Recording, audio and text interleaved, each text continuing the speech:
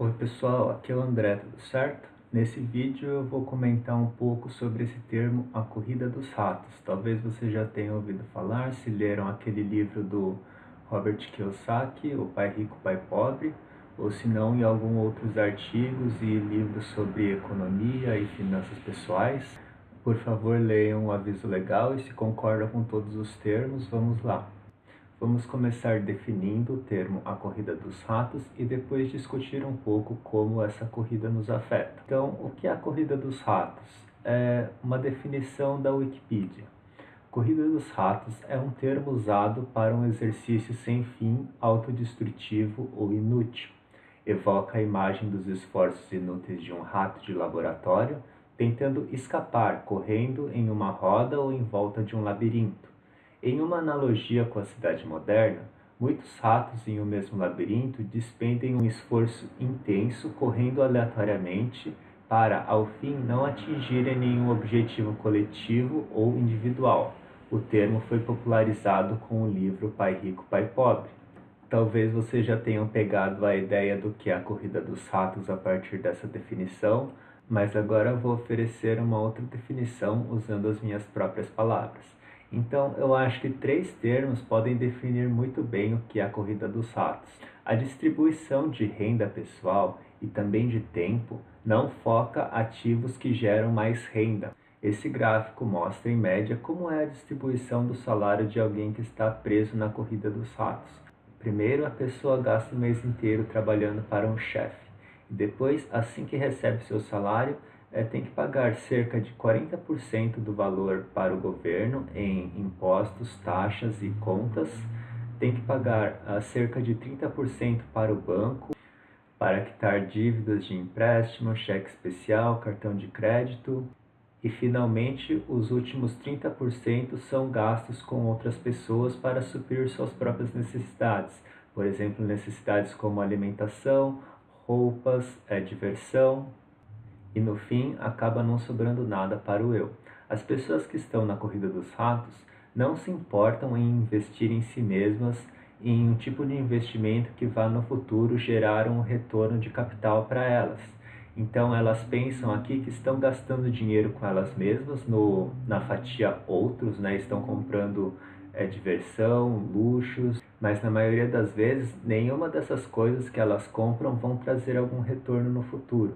E dessa forma, essas pessoas têm que simplesmente focar em trabalhar o mês seguinte para receber o novo salário e assim pagar as dívidas que contraíram e comprar as outras coisas que precisam. E elas ficam presas nesse ciclo até chegar o dia da aposentadoria, quando eles vão ainda depender da previdência, seja previdência privada ou previdência pública, para ter o sustento, né? Por outro lado, esse gráfico aqui mostra como fica a distribuição do salário de alguém que já alcançou a independência financeira ou se não que tem uma maior conscientização do dinheiro e como aplicá-lo de uma forma mais construtiva para a vida.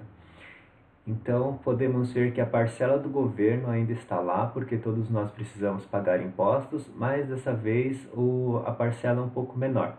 A parcela do banco está zerada, pois geralmente essas pessoas não compram nada a crédito.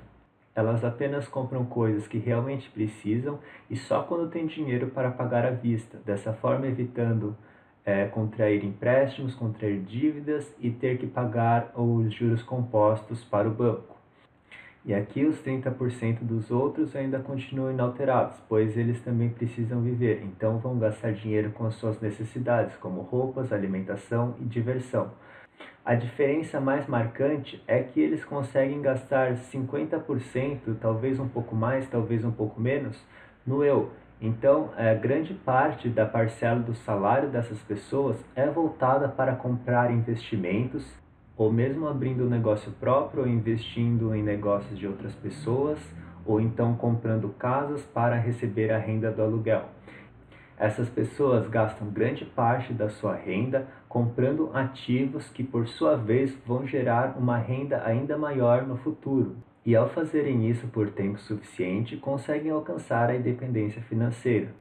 Atualmente, muita gente pensa que todas as pessoas devem atingir a independência financeira e devemos ter essa mudança, né, do gráfico da esquerda para o gráfico da direita.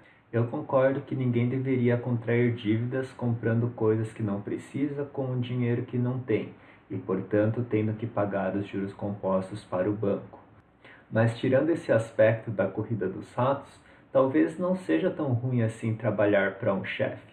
Às vezes algumas pessoas estão confortáveis e até gostam de trabalhar para uma outra pessoa, pois se identificam com os ideais dessa pessoa, dessa empresa e querem realmente contribuir.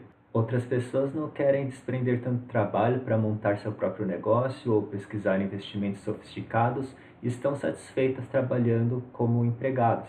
O segundo aspecto que define a corrida dos ratos é que o medo do desemprego é geralmente a maior motivação que as pessoas têm para trabalhar.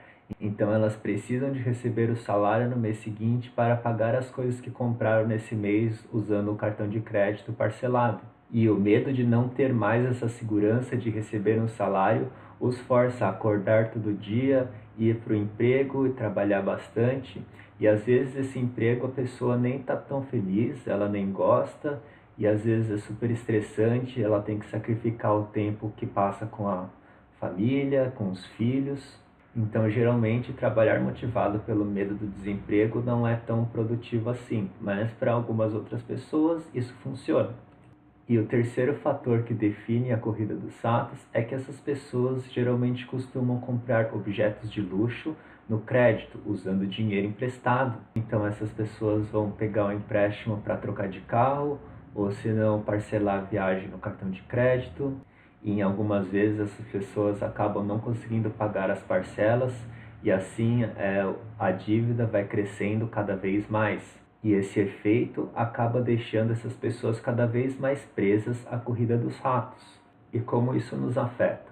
Então, muitos escritores de livros motivacionais sobre finanças pessoais e investimentos, como Robert Kiyosaki, autor do Pai Rico, Pai Pobre, os gurus do mercado financeiro e vendedores de programas educacionais para investimentos, todos odeiam a corrida dos ratos. E eles dizem que todos nós não só temos a oportunidade, mas temos a obrigação de deixar a corrida dos ratos. Mas talvez eles só estão falando isso para vender o peixe deles, né, pessoal? No passado, todos diziam que para ter uma vida bem-sucedida, todos deviam estudar bastante, né, fazer uma faculdade, ganhar o diploma e arrumar um emprego estável. Uma vez que estamos nesse emprego, podemos pensar em ter uma casa própria, em constituir uma família, em tirar férias uma ou duas vezes por ano para fazer alguma viagem e esperar até a aposentadoria para continuar recebendo o salário referente à aposentadoria, né? E a vida das pessoas se resumiria a isso. Mas essa sugestão ainda é relevante nos dias de hoje? No presente, algumas pessoas já buscam antecipar essa aposentadoria visando a independência financeira.